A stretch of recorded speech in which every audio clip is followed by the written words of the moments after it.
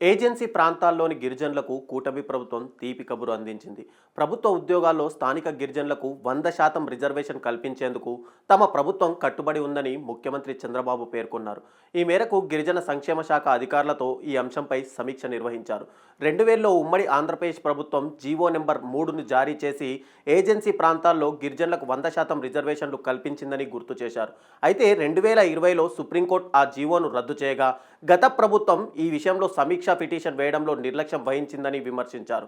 దాంతో గిరిజనులు ఈ జీవో ద్వారా లభించే ప్రయోజనాలను కోల్పోతున్నారన్నారు. జీవో 3 పునరుద్ధరణ న్యాయపరంగా ఉన్న అవకాశాలు, అడ్డంకులపై అధికారులతో సీఎం చర్చించారు.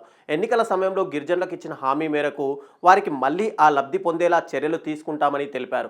ఇందులో భాగంగా గిరిజనులు సంఘాల నుంచి అభిప్రాయాలను తీసుకోవాలని అధికారులకు సూచించారు. సుప్రీంకోర్టు తీర్పులు, రాజ్యాంగ నిపుణుల సలహాలు తీసుకొని ముందుకు సాగాలన్నారు. అయితే అధికారులు సీఎం చంద్రబాబుకు 3 ఆప్షన్లు వివరించారు. ఏజెన్సీ ప్రాంతాల్లో 100% రిజర్వేషన్లు కొనసాగించడం, గిరిజన జనాభా శాతానికి అనుగుణంగా రిజర్వేషన్లు కల్పించడం, సుప్రీంకోర్టు మార్గదర్శకాల ప్రకారం 50% మించకుండా రిజర్వేషన్లు ఇచ్చి హక్కులు కాపాడమని స్పష్టం చేశారు. దానిపై సీఎం స్పందిస్తూ గిరిజనుల హక్కులను పూర్తిగా కట్టుబడి ఉన్నామని, ఏ ఒక్క అవకాశమైనా వదులుకోకుండా న్యాయం చేయడమే తమ ప్రభుత్వ లక్ష్యమన్నారు.